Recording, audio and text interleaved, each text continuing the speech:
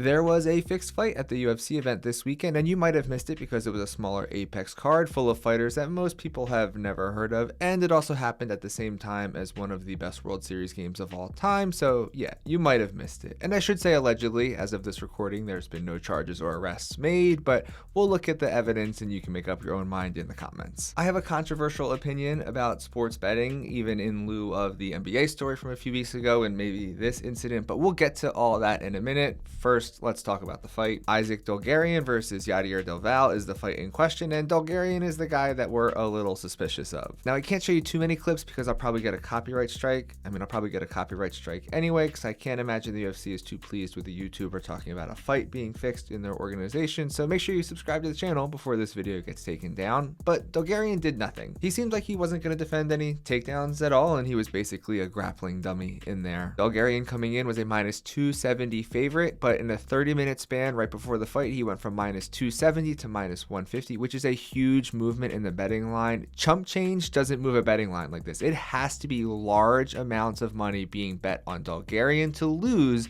that would shift the money line like that. So basically at the last minute, a bunch of people who, I don't know, maybe had inside information that he was going to lose started betting on his opponent a lot. And yes, that is James Krause in that photo with him. You know, James Krause, who got suspended for fixing fights. And like that guru tweet said, Dulgarian is a very good grappler, and this is not how a very good grappler defends a choke. After the fight, some casinos and sportsbooks were offering up refunds for any bet that involved that fight, because even they were a little suspicious. Michael Chiesa offered up this evaluation that he said was an F- performance and that it was a trash fight or whatever. And yeah, that's all true if you take the naive approach that this fight wasn't rigged, allegedly.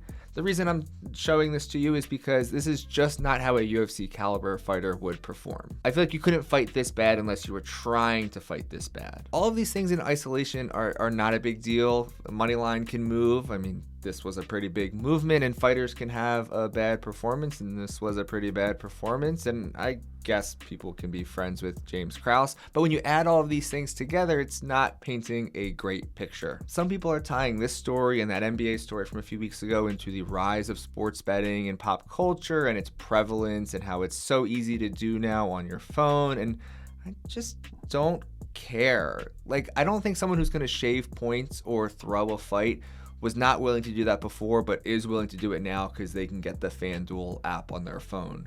I don't think anyone who's considering that behavior got pushed over the edge into committing those crimes because they saw a Kevin Hart commercial. And I know people want to like rein in the access to sports betting, and it's like, oh, addiction is a disease and we need to prevent it. And it's like, is it a disease? Like, yeah, it is. But are there any other diseases where the symptoms can be resolved via willpower? I get tired of seeing the commercials everywhere, just like everyone else. They're all over the place. But I just don't care what other people do with their own money. And it's up to them if they want to lose it all sports betting. And what happened this weekend is like what's supposed to happen. We all see this and we all call it out. And like the Rozier stuff, like he's been called out for shaving points for years. It just finally caught up to him.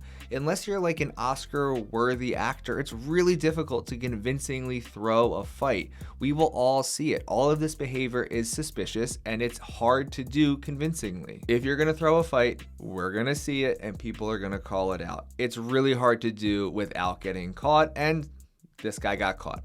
Allegedly. Let me know what you think in the comments. Thanks so much for watching.